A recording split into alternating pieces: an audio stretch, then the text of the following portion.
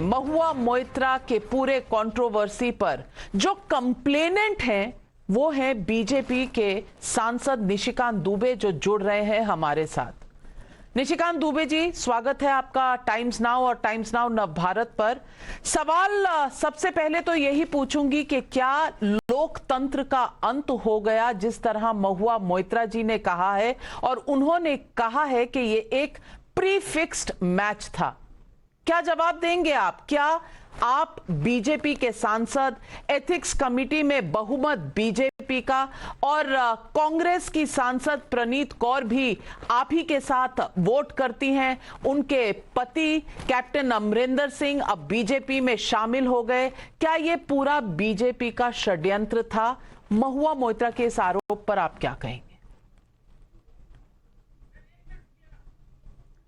देखिए, ये कमेटी की रिपोर्ट में क्या है अभी वो मेरे सामने नहीं आया है, लेकिन मीडिया में जो खबरें आई हैं और एथिक्स कमेटी के मेंबर और चेयरमैन के विचारों से जो मैं अवगत हुआ हूं कि फाइनली एथिक्स कमेटी ने एक बड़ा निर्णय लिया है।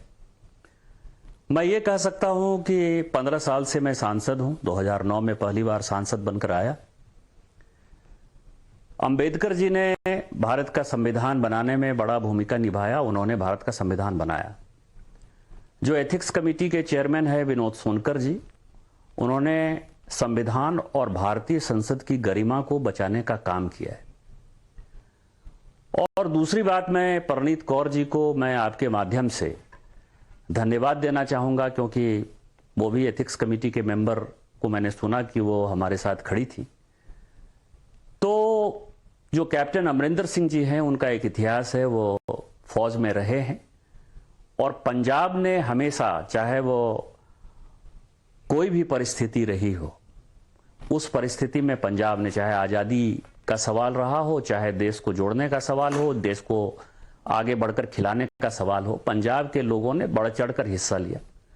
तो मैं प्रणीत कौर जी के प्रति विशेष तौर पर धन्यवाद अर्पित करना चाहता हूं, ज्ञापित करना चाहता हूं कि उन्होंने कैप्टन अमरिंदर सिंह जी की जो लेगेसी है, जो पंजाब की लेगेसी है, उसके अनुरूप उन्होंने राष्ट्रीय सुरक्षा के साथ समझौता नहीं किया।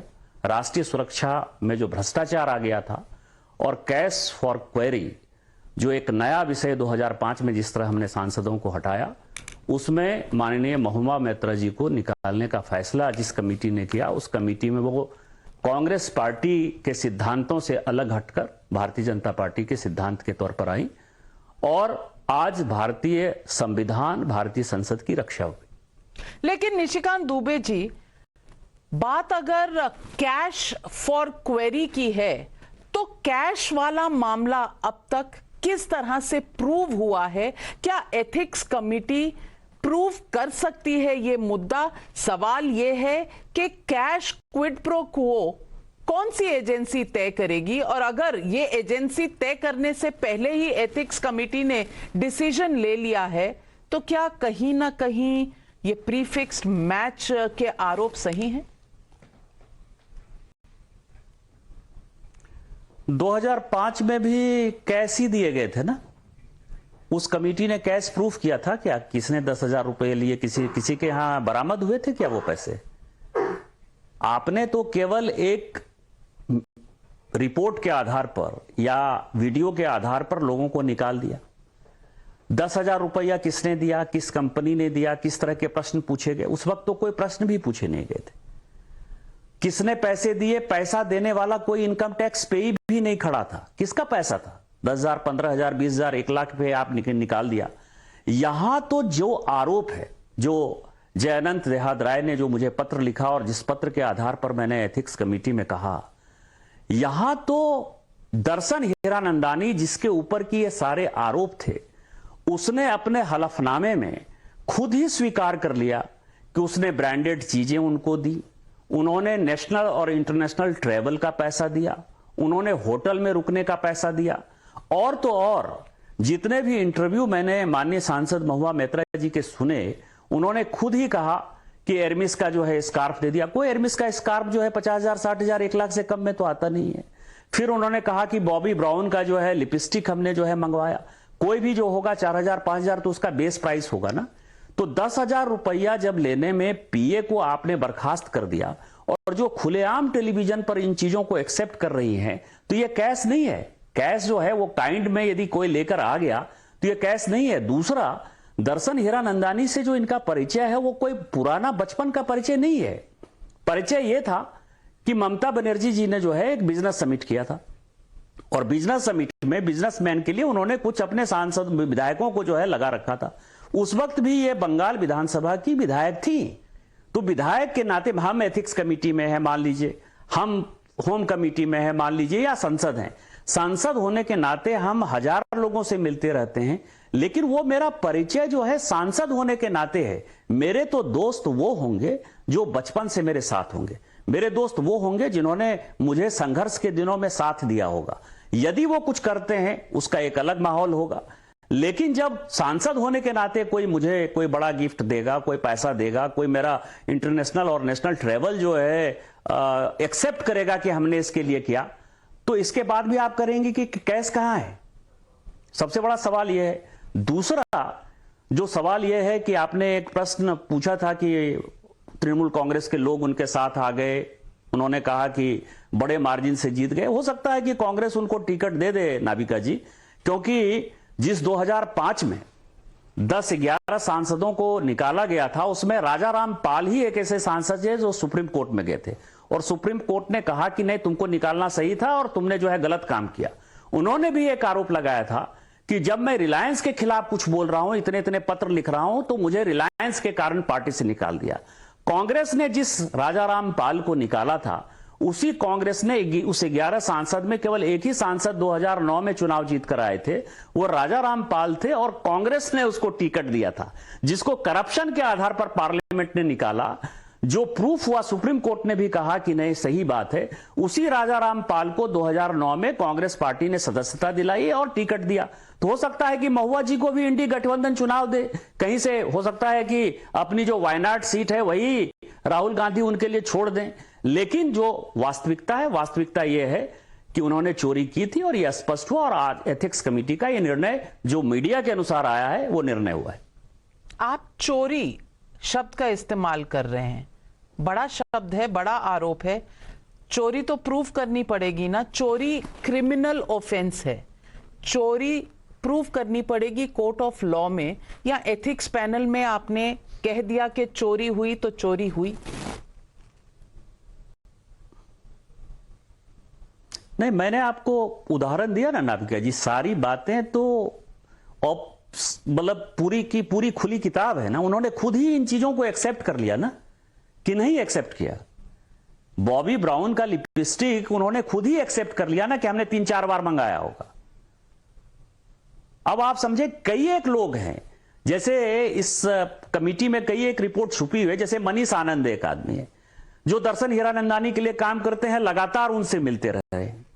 एक गैम्बलिंग का काम करता है रेवानी, वो लगातार उनसे मिलते रहा है। उनके सारे जो है, ये सारी कमेटी की रिपोर्ट जब आई, जो सारे एविडेंसेस दिए गए हैं, कई एक चीजें ऐसी हैं जहां की कई एक मकानों का जिक्र है कि ये मकान उन्होंने ऐसे ले लिया, ये मकान ऐसे ले लिया, ये मकान ऐसे ले लिया, तो वो सब इन्वेस्टिगेशन का विषय है। लेकिन मैं ये कह सकता हूं कि ये सारे एविडेंसेस एथिक्स कमेटी के सामने आए होंगे और तभी उन्होंने इस प्रकार का निर्णय लिया होगा। दूसरा, जो नेशनल सिक्योरिटी का एक बड़ा विषय है, आपको आश्चर्य होगा क्योंकि जय देहाद्राय ने जो मुझे दिया था, कई एक चीजें उसने लिखित दी थी और कई एक ऐसी चीजें थी जो कि उसने मुझे, क्योंकि 14 तारीख के पहले मैं उसको जानता नहीं था, मेरी उससे पहली मुलाकात और बातचीत 15 अक्टूबर को हुआ था। तो मैंने ये देखा, आपको आश्चर्य लगेगा कि ये लॉगिन जो इनका हुआ है, जो भी मीडिया में आया, पहले आप ही ने ब्रेक किया था 49 बार, शायद 47 बार हुआ हो, लेकिन आपको आश्चर्य लगेगा कि ये लॉगिन कैसे हुए। एक ही आदमी पार्लियामेंट में एनआईसी से लॉगिन कर रहा है, उसी दिन सेम डे बेंगलोर से लॉगिन हो रहा है, उसी सेम डे दुबई से लॉगिन हो रहा है। आप कल्पना कर सकते हैं कि एक ही मेंबर पोर्टल का लॉगिन एक ही दिन में दिल्ली से हो रहा है, बेंगलोर से हो रहा है, दुबई से हो रहा है। ये जो 61 क्वेश्चन जो पूछे गए हैं, इसमें आपको आश्चर्य होगा कि मैक्सिमम क्वेश्चन 61 में से मैक्सिमम क्वेश्चन या तो बेंगलोर से पूछे गए या नहीं तो वो दुबई से पूछे गए। और जो लोगों को लगता है कि ये ओटीपी आ गया, पासवर्ड आ गया, तो उसमें हम खुद ही मेंबर हैं। अब आप देखिए कि डाटा प्रोटेक्शन बिल है, डाटा प्रोटेक्शन बिल में कई एक पेपर ऐसे दिए मंत्रालय ने जो ये कहे गए कि ये इसका पार्ट नहीं होना चाहिए, कॉन्फिडेंशियल पेपर हमने दिया। जम्मू कश्मीर डिलिमिटेशन का जो है कई एक ऐसे बिल हैं जो 2 दिन पहले अपने को पता चल गया। कई एक हम लोग जब रिलीजियस सेंटीमेंट के कानून बनाते हैं, यूएपीए बनाते हैं, उसमें कई एक पेपर उसके साथ सिनॉप्सिस के साथ जब जाता है तो वो मेंबर पोर्टल पर 2 दिन पहले मौजूद हो जाता है। उसी तरह से फाइनेंस के कई एक ऐसे बिल हैं जो 2 दिन पहले पता चल जाते हैं। अब सबों को स्टॉक एक्सचेंज पता है, सबों को सेबी पता है, सभी को मार्केट मैनिपुलेशन पता है। यदि हमको पता है कि यह कानून इस तरह से आने वाला है या भारत सरकार यह कानून ऐसा सोच रही है, यहां तो 1 घंटे पहले की बात छोड़ दीजिए, आप जैसे चैनल चलाती हैं, यदि ब्रेकिंग न्यूज मैं 2 मिनट पहले आपको बता दूं कि यह होने वाला है तो क्या आपकी टीआरपी नहीं बढ़ जाएगी? क्या सारे चैनल इस तरह से बात नहीं करते हैं? उसी तरह से मार्केट मैनिपुलेटर हैं, वो उस तरह से बात नहीं करेंगे। तो एक बिजनेस राइवल जब आप उसको दे दोगे, वो बिजनेस में है और सभी चीजों में उसका बिजनेस है। दर्शन हीरानंदानी का, जैसे मैंने आपको कहा कि एक गैम्बलिंग वाला है जो ऑनलाइन डिजिटल गैम्बलिंग कराता है, उसके साथ भी रिलेशन है। यदि इस तरह के लोगों को आप सारी जानकारी दे दोगे तो क्या हमारा स्टॉक एक्सचेंज क्रैश नहीं होगा? क्या नेशनल सिक्योरिटी खत्म नहीं होगी? आपने ऐसे आदमी को अपना दे दिया मेंबर पोर्टल का पूरा ओटीपी, पासवर्ड सब कुछ हैंडल करने के लिए, जो है तो इंडियन नागरिक लेकिन वो यूएई का परमानेंट रेसिडेंट है। उसके कई एक ऐसे रिश्तेदार हैं जो विदेशी नागरिक हैं। आपने अपने छोटे पैसे के लिए, छोटी प्रतिष्ठा के लिए माननीय प्रधानमंत्री जी को किसी तरह से जो है एक क्वेश्चन मार्क के दायरे में लाने के लिए आपने पूरे नेशनल सिक्योरिटी को, देश की प्रतिष्ठा को दांव पर लगा दिया और एक ऐसे आदमी को दे दिया जिसका केवल और केवल बिजनेस इंटरेस्ट। दर्शन हीरानंदानी, दुबई कनेक्शन और आपने एक डिजिटल गैम्बलिंग बेंगलोर कनेक्शन बताया है। ये बेंगलोर कनेक्शन क्या है निशिकांत दुबे जी, और इस पर आप क्या जानकारी रखते हैं? यहां ऑनलाइन गैम्बलिंग एक बड़ा विषय है और आपको ध्यान हो कि अभी ऑनलाइन गैम्बलिंग वालों ने जब जीएसटी 28% हुआ तो उसके लिए काफी हंगामा मचाया था। कई एक इंडस्ट्री के लोगों ने, कई एक सांसदों ने यह चिट्ठी लिखी कि ये ऑनलाइन गैम्बलिंग जो है खत्म हो जाएगा और इस तरह की इंडस्ट्री को खत्म करने के लिए आप 28% जीएसटी लाए हैं। मुझे लगता है कि जो बेंगलोर से मैक्सिमम उनके लॉगिन हुए हैं, वो लॉगिन जो है वो उसी ने किया है। दर्शन हीरानंदानी से अलग हटकर मैं आपको एक नया सवाल कर रहा हूं। ये सारी जानकारी मुझे देहात राय के माध्यम से मौजूद थी और इसी कारण से मैंने डिसाइड किया कि जो कुछ भी हो जाए, अपना नफा होता है, नुकसान होता है, कुछ भी हो जाए, लेकिन इस पार्लियामेंट की गरिमा बची रहनी चाहिए, इस पार्लियामेंट की प्रतिष्ठा बची रहनी चाहिए और लोगों के सामने ये नजीर होना चाहिए नए आने वाले सांसदों को कि आप यहां गांव गरीब किसान की चिंता करने के लिए आए हो, आप यहां स्वास्थ्य, शिक्षा, रोड, संस्कृति की रक्षा करने के लिए आए हो। यहां आप किसी कॉर्पोरेट की दलाली करने के लिए नहीं आए हो और कॉर्पोरेट की दलाली यदि करोगे तो आपके साथ यही सलूक होगा और यही कारण है कि हमने आगे बढ़ाया। और ये 2 चीजें मैं बड़ी सीरियस कर रहा हूं, एक तो गैम्बलिंग की बात कर रहा हूं, दूसरा मैं दर्शन हीरानंदानी की बात कर रहा हूं कि इंडियन पासपोर्ट होल्डर होते हुए भी वो यूएई का परमानेंट रेसिडेंट है और उसके रिश्तेदार जो है कई एक विदेशी हैं और उसने ये सारी काम की है जो उसने अपने हलफनामा में खुद एक्सेप्ट किया है। जिसको आप कह रहे हैं जिस कॉरपोरेट की दलाली हो रही थी, मैं पूछना चाहती हूं, उन्होंने हलफनामे में कुछ कहा और वो वर्बैटम मान लिया गया। महुआ मोइत्रा ने कहा कि मुझे अपॉर्चुनिटी होनी चाहिए कि मैं क्रॉस क्वेश्चन कर सकूं, वो नहीं हुआ। दर्शन हीरानंदानी को एथिक्स पैनल ने क्वेश्चन नहीं किया। जो भी उन्होंने हलफनामे में लिखा उसे हूबहू मान लिया गया। नो इन्वेस्टिगेशन, लेकिन जजमेंट यह है कि एक्सपेल कर दीजिए। सवाल निशिकांत दुबे जी, क्या यह सही है कि आपने एक कंक्लूजन तय कर लिया था और बाकी की जो कार्रवाई है उस कंक्लूजन की तरफ बढ़ रही थी? ये आप पर आरोप है। देखिए, हमारा विषय क्या था? देहात राय ने जो कंप्लेन किया, उसने यही कंप्लेन किया ना कि इसने जो भी प्रश्न पूछे वो दर्शन हीरानंदानी से पैसे लेकर पूछे, चाहे काइंड में पैसे आए हों चाहे कैश में पैसे आए हों। फिर उसने दूसरी बात कही कि इसने सारे लॉगिन पासवर्ड अपने सारे जो है वो दुबई से जो है खोलता था और क्वेश्चन अपने हिसाब से पूछता था, उसके बिजनेस इंटरेस्ट के क्वेश्चन थे। यही था प्रश्न, तो यही था ना। आप ये देखें कि दर्शन हीरानंदानी ने ये एक्सेप्ट कर लिया, महुआ मैत्रा ने ये एक्सेप्ट कर लिया कि हां उसने अपना लॉगिन पासवर्ड दर्शन हीरानंदानी को दिया था और दर्शन हीरानंदानी ने कहा कि हां हम क्वेश्चन भेजते थे। एक्सेप्टेड। मतलब 2005 से भी ज्यादा मजबूत केस कैसे था और एथिक्स कमेटी कैसे निर्णय पर था, तो कंट्रोल किसी और को नहीं दिया, कंट्रोल अब भी मेरे पास था। एनआईसी की मैंने ये ओटीपी वाला झंझट ही खत्म है ना मैडम। मैंने जो आपको अभी कहा कि ओटीपी से आप मान लीजिए कि क्वेश्चन पूछ दिए, ओटीपी के लिए क्वेश्चन आ गया, लेकिन मेंबर पोर्टल पर मैंने आपको कहा ना कि जम्मू कश्मीर डिलिमिटेशन का बिल, बेनामी एक्ट का बिल, कस्टम एक्साइज का बिल, कई एक बिल जो कि मार्केट मैनिपुलेट कर सकते हैं, कई एक बिल जो हॉस्पिटल्स के लिए आ सकते हैं, तो वो सारे बिल 48 घंटे पहले मेंबर पोर्टल पर पहुंच जाते हैं ना, उसके जवाब आ जाते हैं। कई एक कॉन्फिडेंशियल पेपर है जिस कमेटी के हम सदस्य हैं, जैसे आईटी कमेटी के सदस्य हैं, उसमें टेलीकॉम भी आता है, उसमें पोस्ट ऑफिस भी आता है, उसमें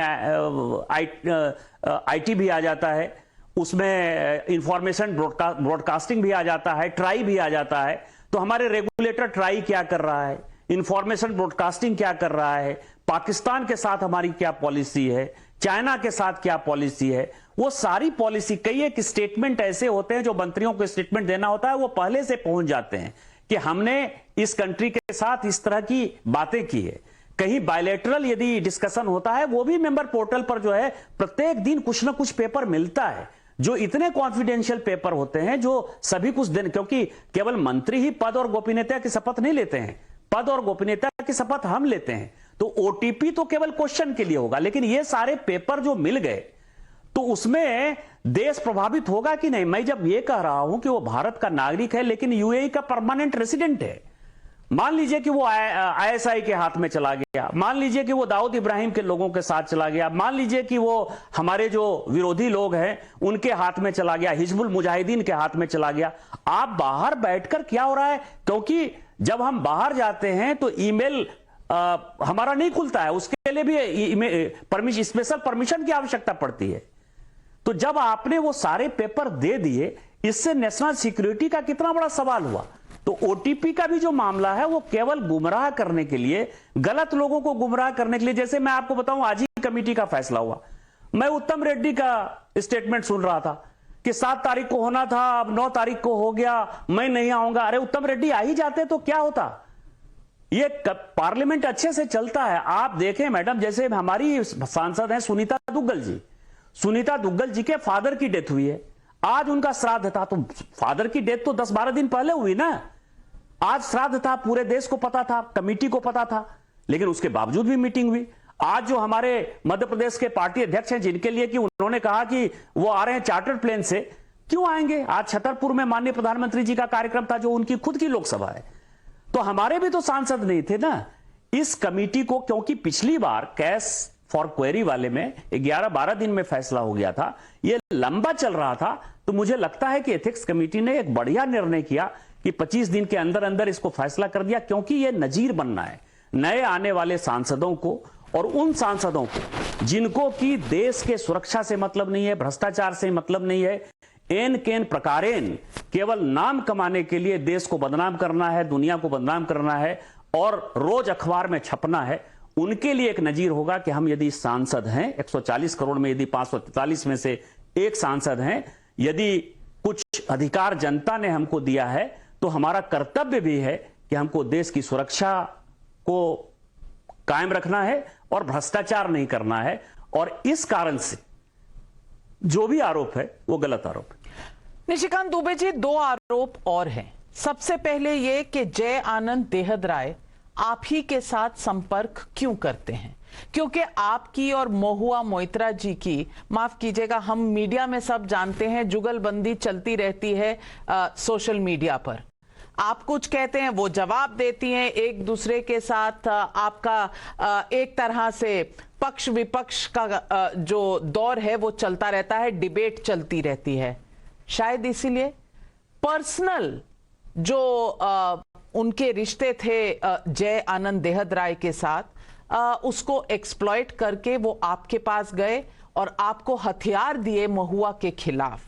यह आरोप लगाया है महुआ मोइत्रा जी ने आपके ऊपर, नंबर 1। और नंबर 2, आप कहते हैं कि वो अडानी के खिलाफ बोलती हैं, वो कहती हैं आप अडानी के पक्ष में बोलते हैं। तो आप क्या अडानी ग्रुप की कहीं ना कहीं नुमाइंदगी कर रहे हैं?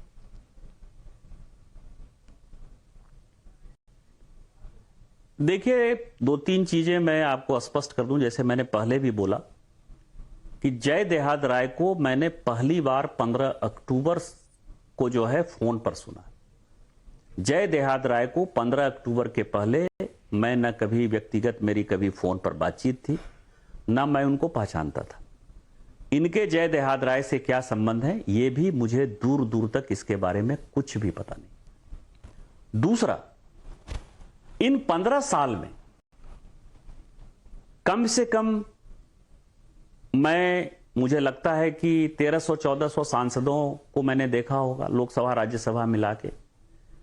मेरा इस पार्लियामेंट में किसी भी एक सांसद के साथ किसी भी प्रकार का कभी भी कोई जोर से बातचीत भी नहीं हुई। मेरे all across the party line जितने व्यक्तिगत मेरे संबंध हैं, शायद किसी पॉलिटिशियन के लिए ईर्ष्या का विषय होगा कि अक्रॉस द पार्टी लाइन मैं इस तरह से व्यक्तिगत संबंध जो है मेंटेन करता हूं। तो इसीलिए महुआ जी का जहां तक सवाल है, व्यक्तिगत मैं आपको बताऊं कि उन्होंने टारगेट क्या फिक्स किया। उनका टारगेट यह था, माननीय मोदी जी टारगेट थे। दुनिया के वो सबसे मजबूत नेता हैं, बड़े नेता हैं, लोकप्रिय नेता हैं। मोदी जी को गाली देंगे तभी आगे बढ़ने का जो है उनको कोई रास्ता दिखाई देता था। देश में कई एक ऐसे लोग हैं जिनको मोदी मोदी चिल्लाने की जो है एक बीमारी है। तो मोदी जी के ऊपर किसी प्रकार का कोई आरोप इतने वर्षों में लगा नहीं। तो उनको लगा कि एक माध्यम है अडानी, क्योंकि यही एक बड़ी कंपनी है जो कि ग्रो कर रहा है। और पहले से भी भारत का एक इतिहास रहा है कि जब कांग्रेस की सरकार थी तो लोग कहते थे कि ये टाटा बिरला की सरकार है, टाटा बिरला की सरकार है। 80 के दशक में यही आरोप फिर आ गया कि अंबानी की सरकार है, अंबानी की सरकार है। तो यहां बिजनेसमैन के प्रति जो है वो एक अलग माहौल है, क्योंकि सब कुछ के बावजूद ही एक सोशलिस्ट कम्युनिस्ट टाइप का मानसिकता रहता है। तो इनको लग गया कि हम अडानी को यदि गाली देंगे तो वो ठीक रहेगा। तीसरा क्या है कि जाने अनजाने पार्टी ने बड़ा मौका दिया। माननीय प्रधानमंत्री जी, गृह मंत्री जी और नड्डा जी का मैं शुक्रगुजार हूं कि पार्टी ने कई एक अवसर पर जो है मुझे डिबेट इनिशिएट करने का मौका दिया। तो एक लोगों को लगता है कि मैं बहुत ही वोकल मेंबर ऑफ पार्लियामेंट हूं। दूसरा क्या हुआ, अच्छा संजोग हुआ या बुरा संजोग, कि 2019 में जब ये सांसद बनी और जिस कमेटी की वो सदस्य बनी, आईटी कमेटी की, उस आईटी कमेटी में मैं भी सदस्य हो गया। तो उनको वहां भी लगने लगा कि सबसे प्रभावी, चाहे कोई भी चेयरमैन हो, शशि थरूर चेयरमैन हो, स्पेंसेरियन एक्सेंट में अंग्रेजी बोलने वाले कोई भी लोग हो, लेकिन जो मेरी फुट होल्डिंग है वहां वो इतनी मजबूत है कि मैं इन सबों पर भारी पड़ता हूं। तो इन्होंने एक रास्ता ढूंढा कि मोदी जी को जो है बदनाम करने के लिए इसको रास्ता क्या है, तो अडानी को गाली दें और मुझे जो है कंपेल करें। तो इससे यह होगा कि जो एक आवाज है भारतीय जनता पार्टी जिस आवाज के लिए कहती है, माननीय प्रधानमंत्री जी और गृह मंत्री जी और नड्डा जी जिसको कहते हैं, तो इसको करें। तो इसीलिए उन्होंने एक टारगेट फिक्स कर लिया। और कारण क्या है कि जैसे आज देखिए कि ट्वीट करती हैं और मैं या मान लीजिए जवाब दे देता हूं तो आदान प्रदान होता है, तो न्यूज में उनको किक मिलता है। इनको किक मिलना था कि राष्ट्रीय सुरक्षा को गिरवी रखकर भ्रष्टाचार करना है। दर्शन हीरानंदानी जैसे 4 लोगों के साथ जो है उनके बड़े अच्छे संबंध है। और मैं आपको बताऊं कि इनके जो 2 बड़े अच्छे दोस्त हैं, मैं आपका, चूंकि देहाद राय ने अपने कंप्लेन में उसका जिक्र किया है, जैसे पिनाकी मिश्रा जी मेरे सबसे अच्छे दोस्त हैं। मेरी यहां यदि होली पार्टी होती है तो 4 घंटा 5 घंटा वो बैठते हैं। आज भी मेरे व्यक्तिगत संबंध है। जय गल्ला साहब जो है 2014 से लेकर 2019 तक जो जिनके यहाँ की जिनकी गाड़ियां जो है बड़ी दिखाई दी अभी कि महुआ जी उतरती हुई नजर आई, 2014 से लेकर 19 तक जय गल्ला मेरे सबसे अच्छे दोस्त थे। तो आज भी इनके जितने आसपास करीब के दोस्त हैं, मेरे बहुत अच्छे संबंध है, उनके साथ मेरा कोई संबंध खराब नहीं है। तो इनका केवल एक किक था और इनको किसी के ऊपर एलिगेशन लगाना था। इनका टारगेट केवल भारत को बदनाम करना था, भारत को तोड़ना था। और जब ये जांच आगे बढ़ेगी नाविका जी, मैं एक चीज मैं आपको ये कह सकता हूं, जांच जो बढ़ेगी, जो लोकपाल से मुझे कल खबर आई कि सीबीआई की इंक्वायरी के लिए कहा है, आप ये देखिएगा कि ये मसला जो है चाइना से लेके जो भारत को तोड़ने वाली ताकतें हैं वहां तक जाएगा और महुआ जी का जो चेहरा है वो और एक्सपोज होगा। आपने गाड़ी से उतरने की बात की, उनके करीबी दोस्तों की बात की। मैं कम से कम पिनाकी मिश्रा जी के बारे में कह सकती हूं, क्योंकि उन्होंने एक रेफरेंस में कहा कि जिस गाड़ी से उतरने की बात की जा रही है वो उनकी गाड़ी नहीं थी। तो ये मैं साफ करना चाहती हूं आज इस चैनल पर कि जिस गाड़ी का आप रेफरेंस कर रहे हैं और जय देहद राय की शायद कंप्लेंट जो पुलिस है उसका आप रेफरेंस कर रहे हैं, तो मैं ये भी क्लैरिफाई कर दूं कि एक स्टेटमेंट हमारे पास पिनाकी मिश्रा जी का है कि उनके पास ऐसी कोई गाड़ी नहीं है जिसका ओडिशा का नंबर प्लेट हो और वो गाड़ी उनकी नहीं है, ऐसा उनका स्टेटमेंट है। तो मैं आपके साथ साझा कर रही हूं। लेकिन इसके अलावा मैं पूछना चाहती हूं, आप ये जय गल्ला और पिनाकी मिश्रा जी की बात कर रहे हैं क्योंकि उनकी दोस्ती आपके साथ थी, शायद क्या आपका रेफरेंस ये है कि महुआ मोइत्रा आपको उनसे दूर रखना चाहती थी? रेफरेंस क्या है? नहीं, मैं ये कह रहा हूं कि उनके जो दोस्त हैं, आपने जैसे कहा ना कि लड़ाई है, तो लड़ाई इनकी व्यक्तिगत है। मैं इन्हें यह कहा कि उनके जो खास दोस्त हैं, जो करीबी दोस्त हैं, पार्लियामेंट में मेरे भी खास दोस्त हैं ना, तो मैं आपको कह रहा हूं कि पिनाकी जी मेरे बहुत ही करीबी दोस्त हैं, करीबी भाई हैं। मैं जय गल्ला की बात कर रहा हूं और मैंने जो गाड़ी का रेफरेंस दिया वो पिनाकी जी के गाड़ी का रेफरेंस नहीं दिया। मैंने देखा कि पार्लियामेंट से उतरते हुए कई एक बार जो उनके गाड़ियों का जिक्र आया, जो विजुअल दिखाया गया, वो जय गल्ला जी की गाड़ी है। मैंने ये कहा कि 2014 से लेकर 19 तक जय गल्ला मेरे बहुत अच्छे दोस्त थे। तो मेरा उनके जो करीबी दोस्त हैं उनके साथ भी बड़ी अच्छी दोस्ती है। मैं ये कह रहा हूं कि पार्लियामेंट में मैंने क्रॉस द पार्टी लाइन अच्छे रिलेशन मेंटेन किए हैं और कभी भी मुझे ये नहीं लगा कि ये काम जो है करना पड़ेगा। लेकिन चूंकि एक नसीहत देनी है, एक नजीर पेश करना है, और जो आने वाले सांसद हैं उनको ये लगना चाहिए कि यदि हमको कोई अधिकार दिया है जनता ने, जनता के कारण हम यहां पार्लियामेंट में जीत कर आते हैं, तो हमारा काम कॉरपोरेट की लॉबी नहीं है, हमारा काम चंद पैसों के लिए देश की सुरक्षा को गिरवी रखना नहीं है। और जब यह काम करोगे आप, तो आप पार्लियामेंट से निकाल दिए जाओगे। इस कारण से मैंने जो है इसमें आगे बढ़ने का फैसला किया था। आपको लगता है ये जो रिकमेंडेशन है ये फाइनल है या ये मामला अब कोर्ट में जाएगा? देखिए, जो मीडिया की खबरें हैं और जितनी पार्लियामेंट के बारे में कानून की जानकारी है, रूल बुक की, क्योंकि मेरा दूसरा नाम रूल बुक ही लोग कहते हैं, मैं पार्लियामेंट के सारे रूल को जितना मैंने पढ़ा है, शायद कुछ लोग होंगे जिनको इतना उसके ऊपर जो है ध्यान रहता होगा। जो हम रिकमेंड करके भेजते हैं, जो कमेटी रिकमेंड करके भेजती है वो, और चूंकि इस तरह का एक बड़ा सीरियस मामला है, इसी कारण से जल्दी जो है इसको फैसला करना पड़ा। पिछली बार भी केस फॉर क्यूरी में जब आप पैसा लेके प्रश्न पूछते हैं तो 11-12 दिन में फैसला हुआ, ये 25 दिन लग गया, क्योंकि भारतीय जनता पार्टी के जो लोग हैं वो काफी डेमोक्रेट लोग हैं।